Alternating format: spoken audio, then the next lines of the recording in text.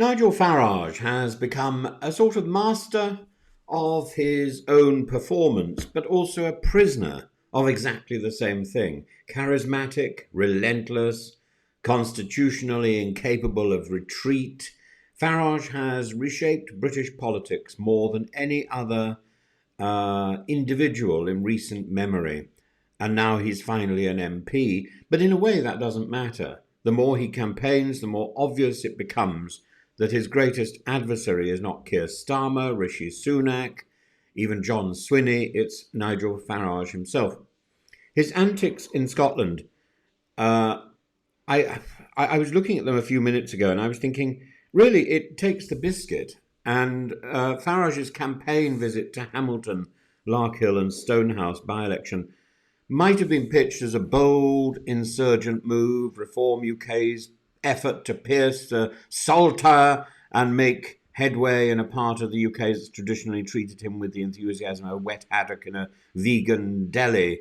But then came the grenade, his call for a review, uh, abolition of the Barnett formula. Now, one needn't be an expert in financial federalism to see the folly of that. The Barnett formula, for all its faults, is regarded in Scotland not as a favour from Westminster, but as an essential instrument of equity. To threaten it is to confirm every nationalist fear about Westminster priorities. As David Mundell, a Conservative, aptly put it, Farage is no unionist, he's a populist with a wrecking ball. And this isn't merely a policy blunder, it's an ontological error. You can take the lad out of England, but you cannot take the English nationalist out of the lad. And in Scotland, that, I'm afraid, is fatal. Farage's approach to politics is one part pantomime, one part pub wisdom, and two parts populist grievance. And there he was, in high vis, standing in a brick factory outside Glasgow, speaking to real people, repeating his mantra that the elites don't understand ordinary folk. He drinks lager, he hates net zero, he speaks in slogans, and in the TikTok age, he cuts through like a chainsaw meeting a pack of Lurpak. But this kind of politics has its limits. You cannot bluff your way through fiscal arithmetic, nor can you deflect every policy failure by blaming the establishment. In the end, blaming the establishment simply proves that he is shallow, or not shallow, but he is.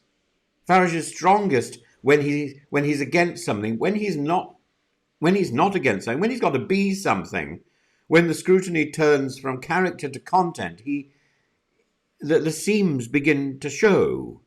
His abolition of net zero is costed with the kind of fantasy economics that makes Liz Truss look like John Maynard Keynes. His attack on Barnett, a gift to the SNP wrapped in a Union Jack signed with ignorance. So what's happening in Hamilton? Labour is banking on antipathy, hoping that the voters will see through Farage's carnival and reject what Anna Sauer calls his chief clown routine. The SNP is framing Reform's surge as proof that the UK is broken, that Westminster is now a battleground between bland centrism and toxic nativism, and Farage claims he's building momentum, pointing to defectors from both the Labour Party and the Tories, but even that feels like froth on the top of a flat pint. Reform Scotland is a toddler, noisy, unpredictable, and often incoherent.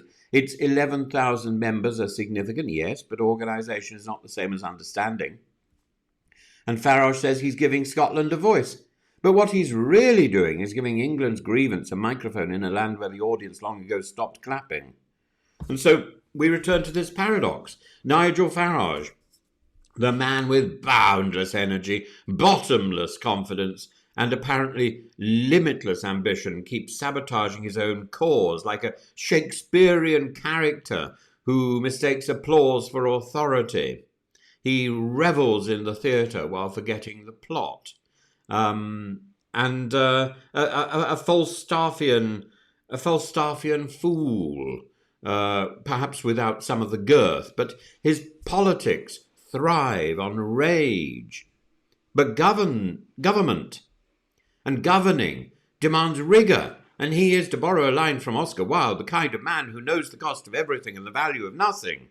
particularly when it comes to the fragile integrity of the United Kingdom.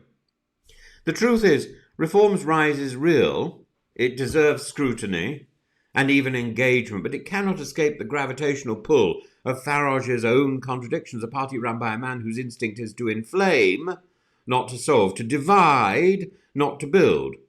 And so when the voters of Hamilton, Larkhill and Stonehouse finally go to the polls, they will not just be voting on public services, national identity or political fatigue, they will be voting on whether a man who so clearly fails to understand Scotland should ever be allowed to claim he speaks for it. For if Farage fails, it won't be because the Scots didn't listen, it will be because they did, and heard only the echoes of an old, angry England.